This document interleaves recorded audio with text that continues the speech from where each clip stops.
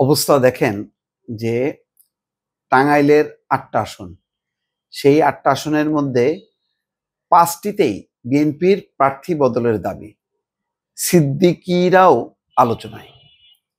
এখন যেটা হয়, মানে সব পত্রিকার উপর তো আস্থা রাখা যায় না। প্রথম আলো মোটামুটি ভাবে আমি বলবো যে তারা জরিপ করে রিপোর্ট করে, আমি রিপোর্টের বেসিসে আলাপ করি। আলাপের মূল উদ্দেশ্য হলো যে মানে সমস্যাটা, সংকটটা কোথায় আমি এটা তুলে ধরি। এটা সমাধানের দায়িত্ব হচ্ছে দলের, সমাধান তো আমি করতে পারবো না। কয়েকদিন আগে আমি যশোর বললাম যে ৬টা আসনের মধ্যে ৫টা ঘোষণা করা হয়েছে, তার মধ্যে ৪টাই ঝামেলা আছে। ঝামেলা মানে বিদ্রোহীরা আছে।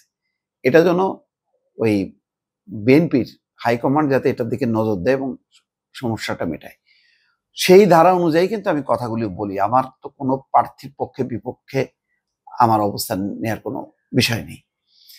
তো এখানে হ্যাঁ, তবে আমি কোনো প্রার্থীর ক্ষেত্রে আমি বলি যে এই প্রার্থীটার আসলে বিবেচনা করা উচিত ছিল। তো সেটা মানে আমার কথার প্রেক্ষিতে দল সেটা সিদ্ধান্ত নেবে কি নেবে না, এটা দলের ব্যাপার। দল যেটাকে ফাইনালি যেটাকে ভালো মনে করবে সেটা হচ্ছে তাদের বিষয়, আমার এখানে কোনো বিষয় না। আমি একটা স্বাধীন ব্যক্তি হিসাবে আমি বলতে পারি যে অমুক একজনকে চিনি, তার তো খুবই অবদান আছে, তো সে কেন পাইল না। তো এখন দল বলবে যে না, তার চেয়ে অমুকের অবদান বেশি, এই লোক আমাদের সাথে থাকলেও তার কিছু কিছু ঘাটতি আছে, তাকে অন্যভাবে আমরা কাভার করবো। এটা বললাম তো, পুরো বিষয়টাই দলের ব্যাপার। আমি মতামত দিতে পারি। এখন এই মতামতের কারণে অনেকে বিব্রত হয়, কিন্তু আমার কোনো ইন্টেনশন কোনো খারাপ নাই। এখানেও যেমন দেখেন, আমি বলবো যে টাঙ্গাইলে ৮টা আসন, সেখানে ৫টাতে প্রার্থী বদলের যদি দাবি হয়, তাহলে কেমনি কি হবে?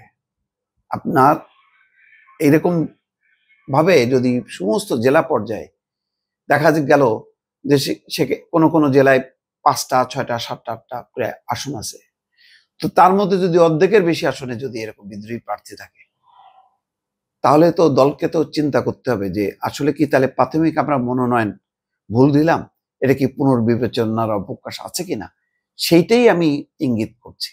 নট দ্যাট যে তারা তো বলেছে যে এটা হলো প্রাথমিক তালিকা এবং এটা ফাইনাল না।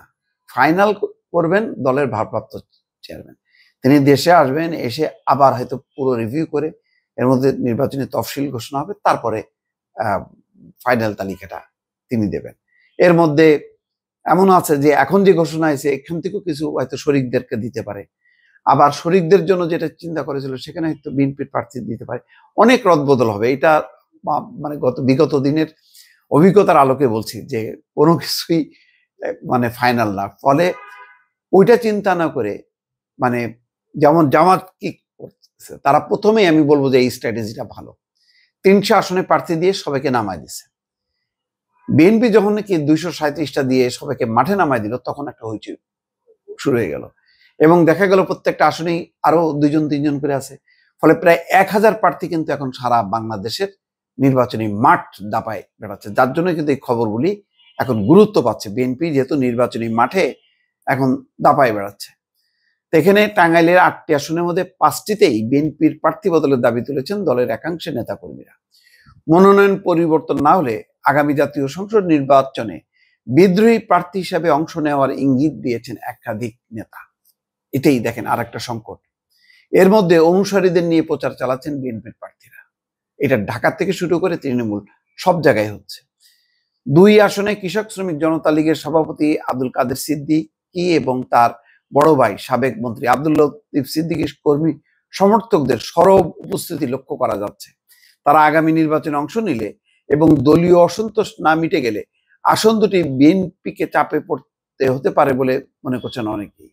এবং দেখেন এখন কিন্তু ওই আওয়ামী লীগের যারা ভোটাররা ২৫-৩০ ভাগ, এরা কিন্তু দলে দলে ওই বিএনপিকে ভোট দেবে না, ওই কাদের সিদ্দিকীর দলকে দেবে।